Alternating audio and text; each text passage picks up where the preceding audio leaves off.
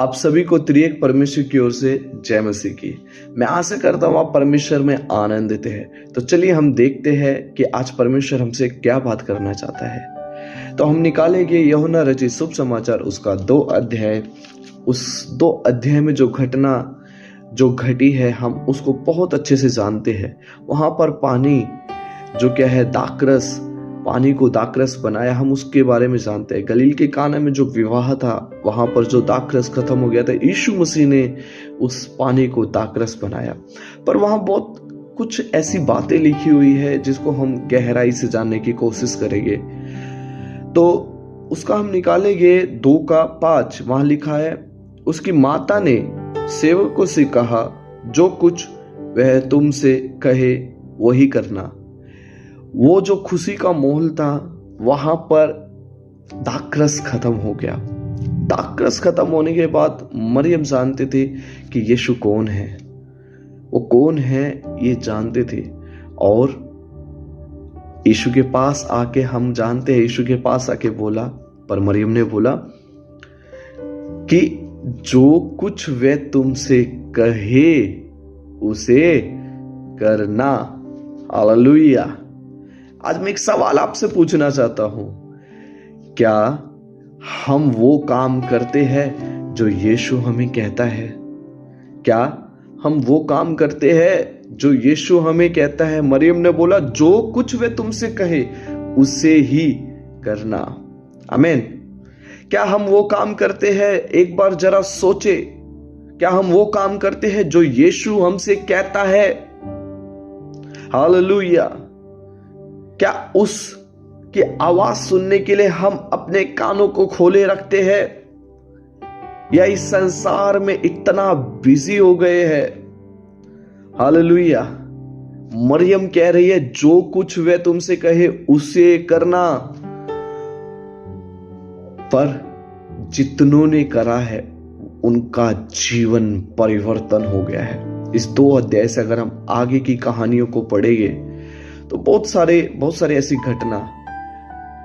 सूबेदार ने विश्वास किया, उसका बेटा चंगा हो गया। यीशु ने कुछ ही शब्द बोले। पतरस के विषय में देखते हैं, 38 वर्ष के रोगी के विषय में देखते हैं, जिन जिन को यीशु ने बोला उनका जीवन परिवर्तन हो गया। क्या हम यीशु के कहने के अनुसार करते हैं? हालेलुया। मरियम कह रही है, जो कुछ वे तुमसे कहे उसे करना। हालेलुया। मेरे प्रियो, उस घटना के बाद उस 5 अध्याय से हम नीचे पढ़ते हैं। यीशु ने उसे कहा, मटकों में पानी भर दो। जो यहूदियों के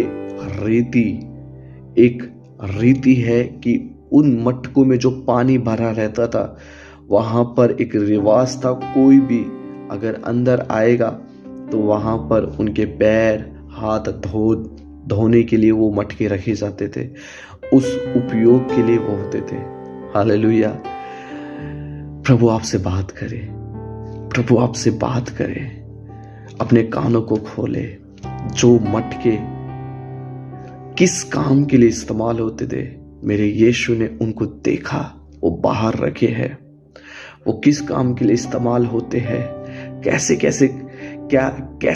धूप को वो सहते हैं, कैसे लोग आते हैं और उनमें से पानी निकाले और उनके पैर धोए जाते हैं। यीशु की नजर उनके ऊपर गए और बोला, इनको मुंह भर दो। आमीन। हालेलुया। परमेश्वर जब हमें छूता है, इस बर्तन को जो किसी उपयोग का नहीं होता, जो किसी और काम के लिए उपयोग होता था, यीशु की नजर इस बर्तन के ऊपर गई और जैसे ही जहां जहां कमी थी, प्रभु की नजर होते ही उसमें जब पानी भरा गया तो वो क्या है, पवित्र आत्मा के द्वारा बर्तन बन गया। आमीन। वो बर्तन बन गया और केवल इतना ही काफी नहीं, वो जब बर्तन भर गया तो बोला उसमें पानी भर दो मुंह, और जब पानी भरा वो पानी दाखरस में बदल गया। हालेलुया। दाखरस मेरे प्रियो पवित्र आत्मा को दर्शाता है, वो पात्र हमारे जीवन को दर्शाता है। जो कोने में पड़े किसी और काम के लिए उपयोग होते थे, यीशु ने उसको पवित्र आत्मा से भर दिया। आमीन। हालेलुया। मैं आशा करता हूं प्रभु आपसे बात कर रहा है।